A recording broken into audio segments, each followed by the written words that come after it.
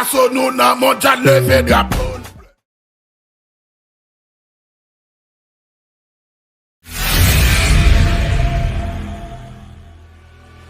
Bonsoir à toutes et à tous, c'est un réel plaisir de vous retrouver pour votre rendez-vous consacré à la Coupe du Monde de la FIFA 2026, toujours sur À l'œuvre TV. Et à présent, voici les principales informations qui font l'actualité. Encore une excellente nouvelle pour le football haïtien.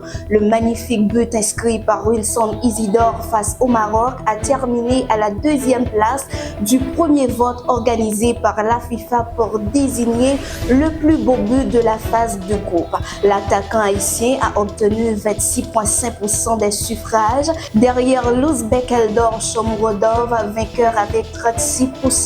Une belle reconnaissance internationale qui confirme que les Grenadiers ont également marqué les esprits durant ce mondial. Le Brésil, lui, devra composer sans l'un de ses hommes forts. La Confédération brésilienne de football a confirmé que Lucas Paqueta souffre d'une blessure aux ischio-jambiers de la cuisse gauche. Le milieu de terrain suit actuellement un protocole de traitement intensif afin de retrouver la compétition le plus rapidement possible. L'Angleterre poursuit également sa route après avoir renversé la République démocratique du Congo. À l'issue de la rencontre, le président de la FIFA, Gianni Infantino, a estimé que les pauses fraîcheurs avaient contribué au retournement de situation des Three Lions, des déclarations qui relancent le débat autour de cette mesure mise en place durant le tournoi. Notre regard sur le comportement des sélections africaines.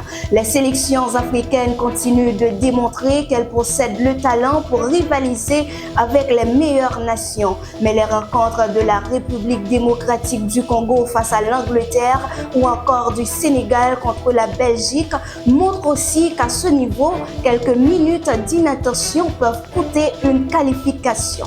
La prochaine étape pour les sélections africaines semble désormais être la maîtrise des fins de match, la gestion des temps forts et le renforcement de la profondeur de banc, des progrès qui pourraient leur permettre de franchir un nouveau cap lors des prochaines grandes compétitions.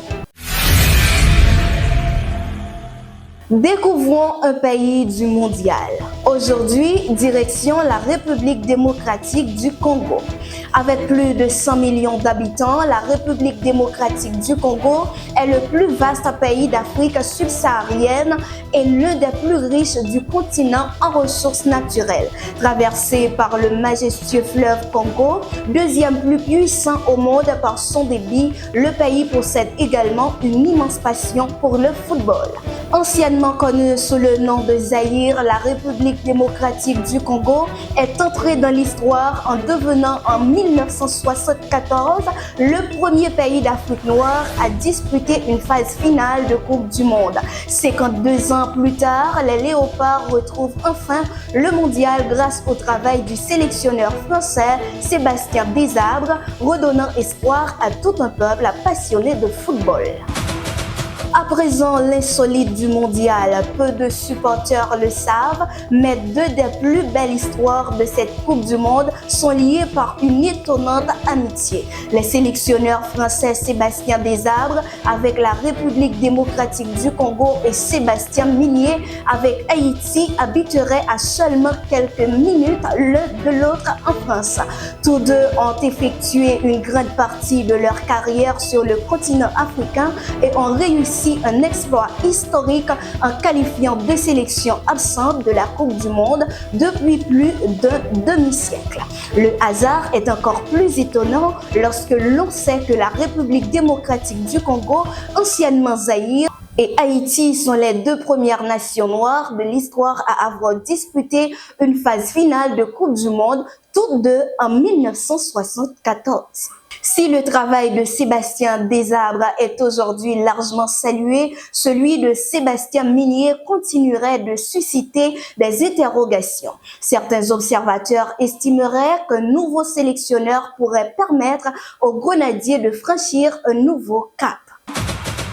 Dans les coulisses du mondial, pour la première fois dans l'histoire de la Coupe du Monde, certaines rencontres proposent des images captées directement depuis la caméra embarquée de l'arbitre. Une innovation technologique qui offre aux téléspectateurs une immersion spectaculaire au cœur de l'action et une nouvelle manière de vivre les plus grands moments du tournoi.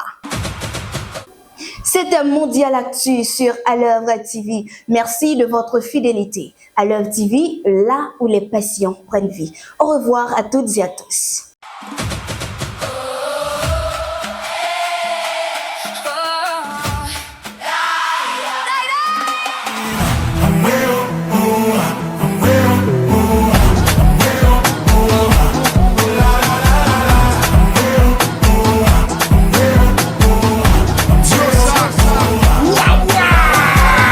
Grenade, à la son nous nan mondial levé drapeau.